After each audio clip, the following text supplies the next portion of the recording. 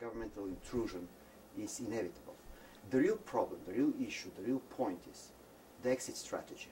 Not to make the governmental presence permanent, not to forget that the markets at the end are the best judge who should live and who should die in a business area.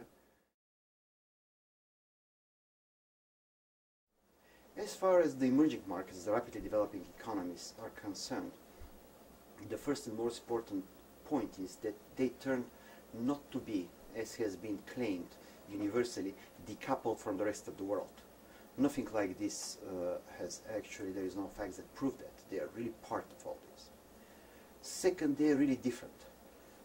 There is no single class of assets, emerging markets, rapidly developing economies, even Central Asia. The countries are really different. What is the same is the kind of a pressure that they have on them at the moment.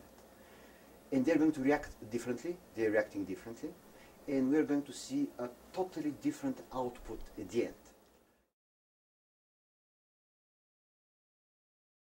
At the end of the day, the multinationals need to be where the growth is. The growth most probably is going to be related in a patchy way, not as a trend, but in certain segments in the emerging markets in the rapidly developing economies.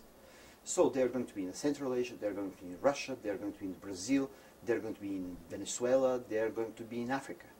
There is no other choice because probably this would be really the critical element that would make the difference for the multinationals between success and failure in a world market to offset the inevitable slowdown in the West, so to deal with the emerging markets.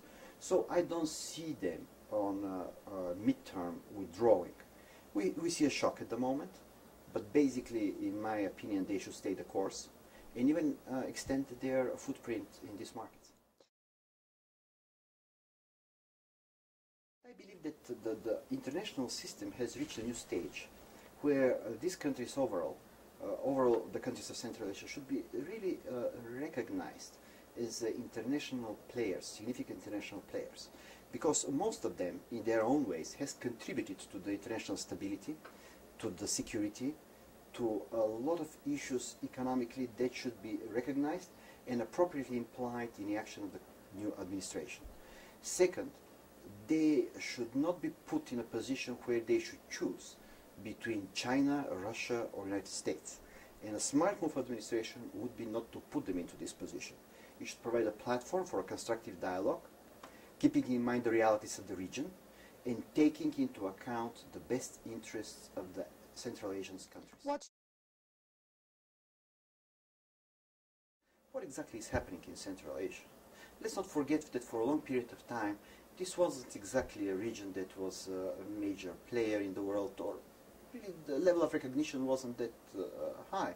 So I believe the critical mass is there for these countries to get their well-deserved position and recognition into the world system and the newly emerging world.